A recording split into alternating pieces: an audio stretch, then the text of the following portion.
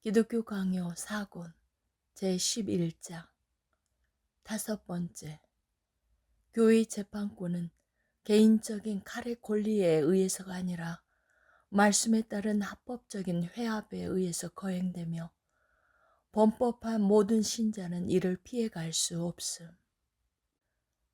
한편 우리는 교회 재판권이 이전에는 어떻게 올바르게 사용되었는지, 그리고 그 이후로 지금까지 그 심각한 악용이 얼마나 몰래 횡행했는지 살펴볼 필요가 있다.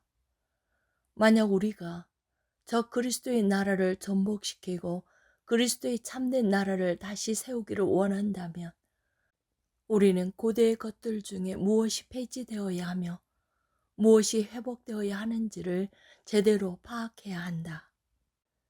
우선 우리는 교회의 재판권을 둔 목표가 걸려 넘어지게 하는 것들을 사전에 차단하고 이미 그것들이 일어났으면 그것들을 제거하는 데 있음을 주목하자. 교회의 재판권을 행하는 데 있어서 두 가지가 고려되어야 한다. 첫째, 이 영적인 권세는 칼의 권리와는 완전히 분리되어야 한다. 둘째, 그것은 한 사람의 의지에 의해서가 아니라 합법적인 회합을 통하여서 거행되어야 한다. 교회가 더 순수했을 때에는 이 두 가지 모두가 준수되었다. 우리가 보듯이 거룩한 감독들은 벌금으로서나 투옥으로서나 다른 시민 법적 형벌들로서 자기들의 권세를 행사하지 않았고 오직 주님의 말씀만을 적합하다고 여기고 사용하였다. 우리가 보듯이 교회의 가장 엄중한 제재, 이른바 마지막 벼락은 오직 불가피한 경우에만 가해지는 출교이다. 참으로 교회의 재판권은 그 어떤 힘이나 그 어떤 무력도 방편으로 삼지 않고 하나님의 말씀의 권능 그 하나에 만족한다. 요컨대 고대 교회의 재판권은 목사들의 영적인 권세에 대한 바울의 가르침을 실천적으로 선언한 것에 다름 아니었다. 바울은 다음과 같이 전한다. 우리의 싸우는 무기는 오직 어떤 견고한 진도 무너뜨리는 하나님의 능력이라. 하나님 아는 것을 대적하여 높아진 것을 다 무너뜨리고 모든 생각을 사로잡아 그리스도에게 복종하게 하니 모든 복종하지 않는 것을 벌하려고 준비하는 중에 있노라. 이 일은 그리스도의 가르침을 선포함으로써 수행되므로 그 가르침이 우스개가 되지 않게 하려면 믿음의 가정에 속한다고 고백하는 자들이 자기들이 배운 대로 판단을 받게 해야 한다. 사적으로 권고를 받아야 하거나 더욱 엄격하게 교정을 받아야 할 자들을 소환하는 권리가 교회 사역에 결합되지 않고서는 이렇게 할 수 없다. 그뿐 아니라 성찬의 위대한 비밀을 더럽히는 자들을 모임의 교제에 가까이 오지 못하도록 막는 권리 역시 필히 교회 사역에 결합되어야 한다. 그러므로 바울은 밖에 있는 사람들을 판단하는 것은 우리와 아무 상관도 없으나 교회 안에 있는 사람들은 그렇지 않다고 전하면서 교회 자녀들이 자기들이 저지른 악행들에 대해서는 견책에 복종함으로써 징벌을 받아야 함을 알리는 동시에 신자들이 범법했을 경우에는 그 누구도 재판을 받아야 하는 자리를 피해갈 수 없음을 암시한다. 여섯 번째, 주교가 교회의 재판권을 탈취하여 자기 하나에게 속한 것으로 여기고 악용함. 우리가 제시했듯이 이 권세는 무엇이든지 원하는 대로 행하는 한 사람의 수중에 있지 않았고 장로들의 회합의 수중에 있었다. 이 회합과 교회의 관계는 의회와 도시의 관계와 같았다. 키프리아누스는 자기가 살던 시대에 권세를 행사하던 사람들에 대해서 언급하면서 성직자들 모두를 감독과 함께 권세를 행하는 사람들 가운데 포함시키곤 한다. 그리고 다른 곳에서는 성직자들이 그렇게 다스린다고 해서 일반 신자들이 의도적으로 배제되는 것은 아님을 또한 보여준다. 그는 다음과 같이 쓰고 있다. 나는 감독직을 맡은 이래 성직자들의 조언과 평신도들의 합의 없이는 아무것도 행하지 않고자 결심하였다. 그러나 교회 재판권은 장로들의 회를 통하여서 행사되는 것이 일반적이고 관례적인 질서였다. 내가 말했듯이 장로들 가운데는 두 가지 종류가 있었다. 어떤 사람들은 가르치도록 세워졌고 다른 사람들은 오직 도덕에 대해서 감찰하는 자로서만 세워졌다.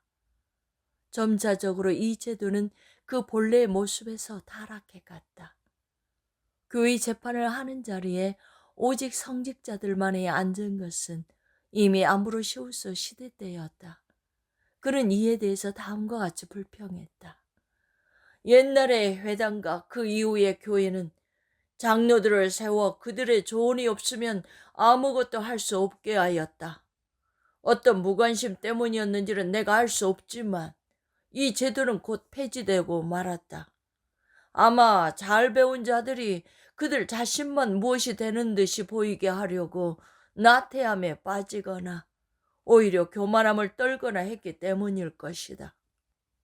여기에서 우리는 이 거룩한 사람이 아직 그의 시대에는 최소한 참을 수 있을 만큼의 질서는 남아 있었음에도 불구하고 이전에 더 좋은 상태가 악화되어 가는 것에 얼마나 붕괴하고 있는지를 보게 된다. 만약 암브로시우스가 이전의 건물이 거의 흔적조차 찾아볼 수 없을 정도로 다 사라져 아무 형체도 없게 된 오늘날의 이 폐허를 바라본다면 훨씬 더 심한 통탄을 하지 않겠는가. 무엇보다 감독은 법과 당위에 맞서서 교회에 주어진 것을 자기 하나에게 속한 것이라고 주장했다. 이는 의회를 축출하고 집정관이 혼자 통치권을 차지하는 것과 다를 바 없다.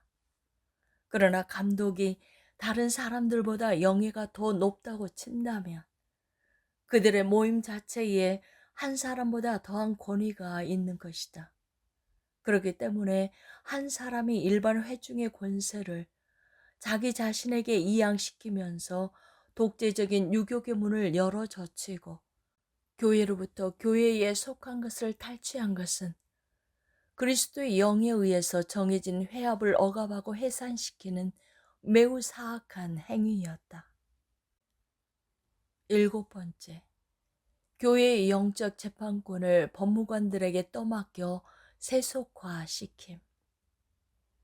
그러나 하나의 악은 항상 다른 악을 낳는 바, 주교들은 교회를 돌보는 일을 무가치하게 여기고 천시하여 다른 사람들에게 떠맡겼다.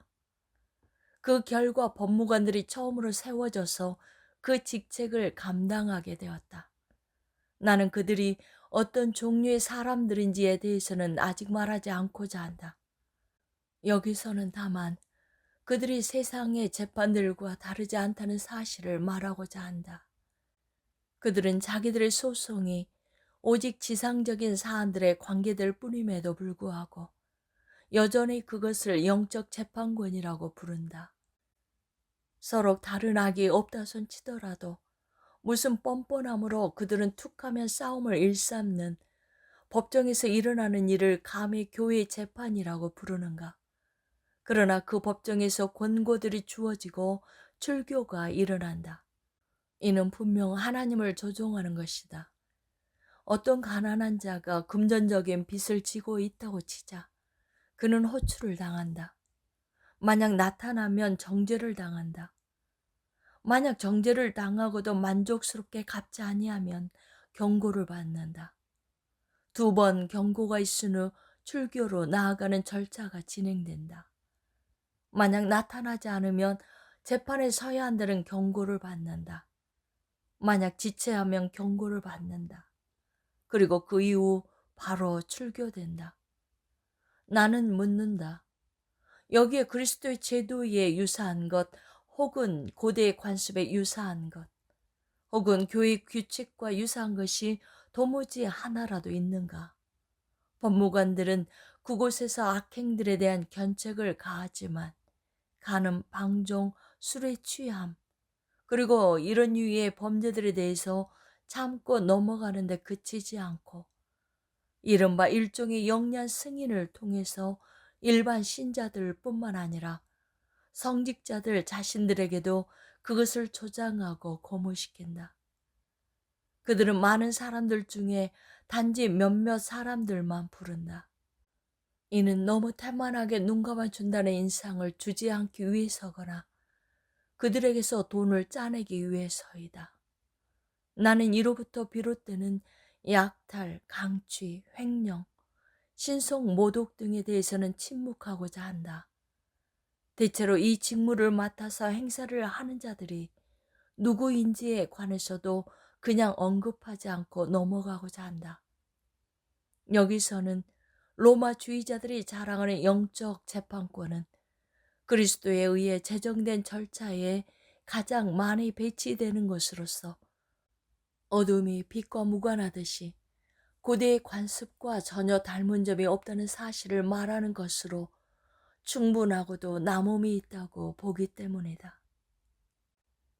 8번째, 고대 교회에서는 사제에게는 교회가, 황제에게는 궁정이 엄격하게 분리되어 맡겨짐.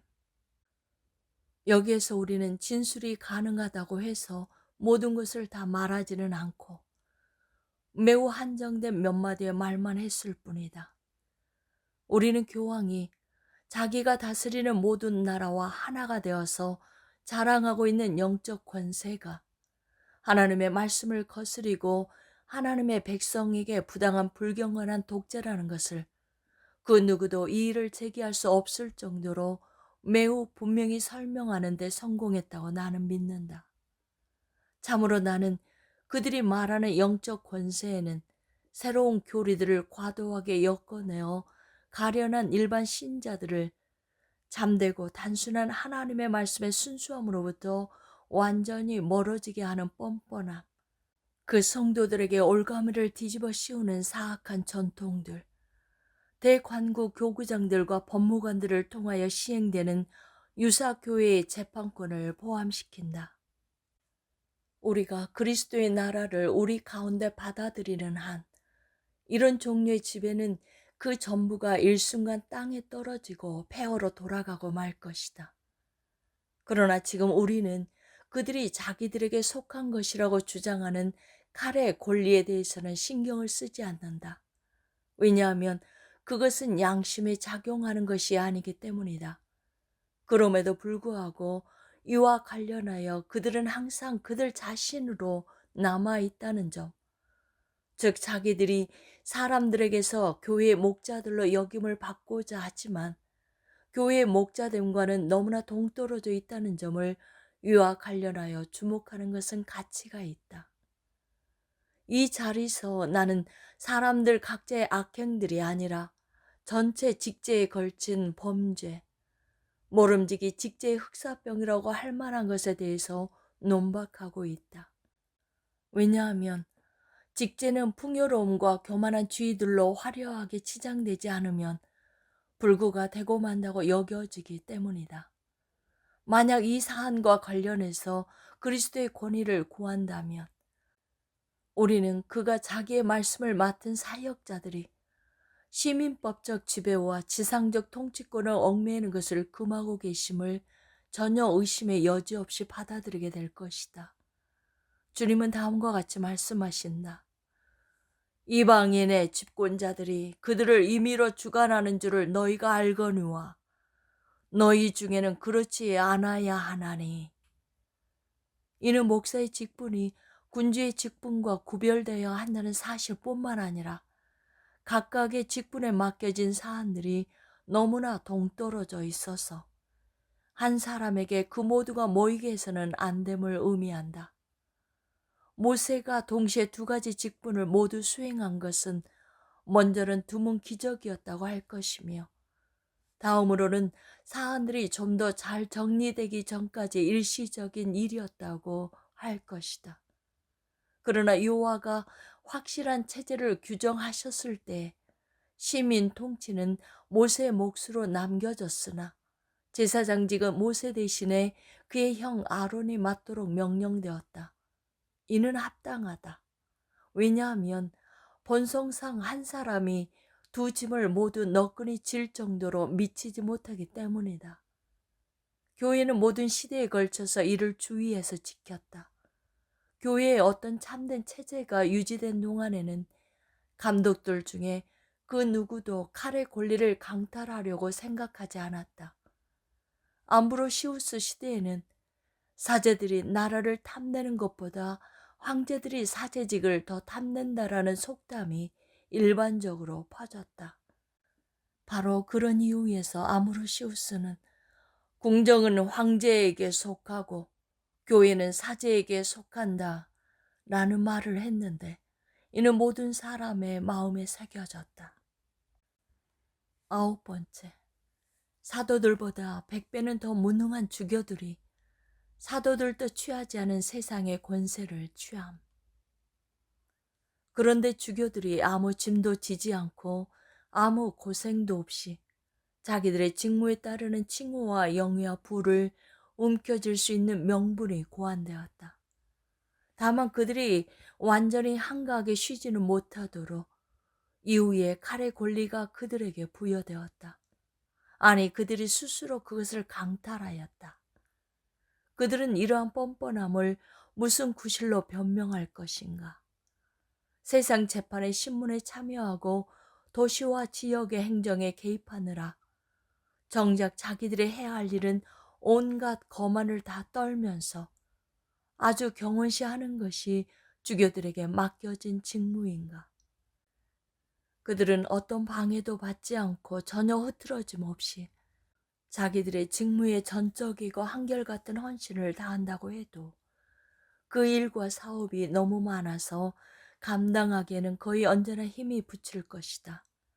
그러나 주교들의 완고함이 얼마나 대단한지, 그들은 그리스도의 나라의 영광이 자기들이 하는 일로 인해서 그 가치에 부합하게 아주 멋지게 빛난다고 자랑하는 반면, 그 일이 자신들을 불러 맡기신 역할에서 결코 멀리 떨어져 있지 않다고 서슴없는 자랑을 일삼는다.